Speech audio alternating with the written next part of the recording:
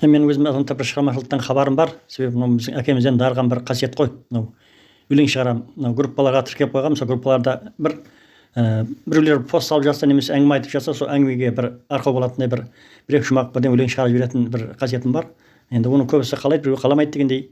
Біреулер сол салып жатса да лайк баспай тыңдап қойып отыра беретіндей бар. Кейбіреулер сондай лайк басып қошемет қылған кезде адам бір көңіл көтеріліп қалады да, соған бір қошеметтерін аямайтын адамдар да бар сондай. Мен кеше ғана бір кісілер мынандай бір неге сурет салған болатын, ескі суреттерді, жаңағыдай естеліктер ғой, сол естеліктерді еске алып бір сол бесіне түсіріп жатыр еді, соған арнап бір кішкентай жұмақ өлең шығарған бар, соны сізге қойып берейін. Суреттерде сөйлейді, естеліктер өлмейді, еске алып балалықты жүрек біраз тербейді.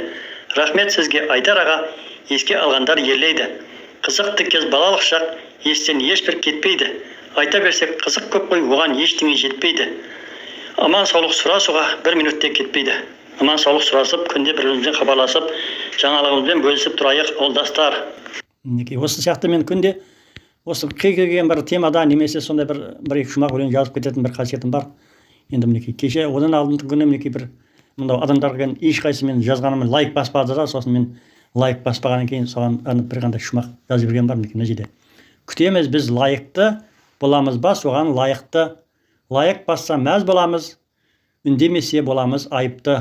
Лайық деген қошеметтің бір түрі, алғыс айту рахметтің бұл пірі. Біреуге аямайық қошемет, ақша деген тез жуылар қол кірі. Демекші мінекей осындай бір жұмақ жазғаным бар мінекей. Адамдарға андай өкпелеген түрім ғой. Мінекей оны кейбіреулер түсінсе, кейбіреулер түсінбейді.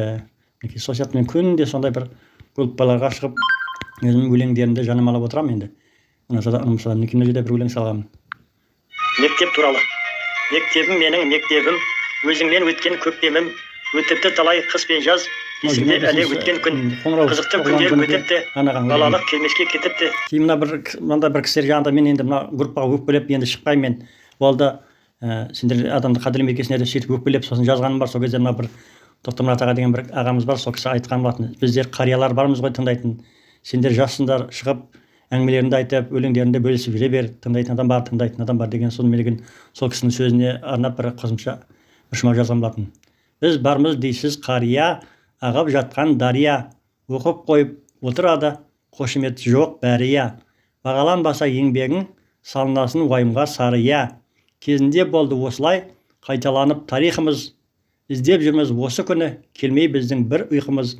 Әр нәрсенің уақыты бар, шықпай жүр ғой еш сыйқымыз.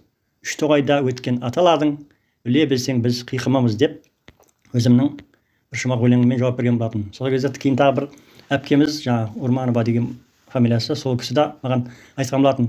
Сен тыңдасаң, мен тыңдасам, ол тыңдаса, сонда мына жаққа кім шығады, кім айтады дегесін сөйтіп жазғасын. Сосын ол кісіге де рахметімді айтып, ол кісіге де бір жұмақ өлең шығарған болатын. Сен тыңдасаң, мен тыңдасам, ол да әрине тыңдайды. Сөйлей берсең, сөйлей берген, әр күні өзін шыңдайды.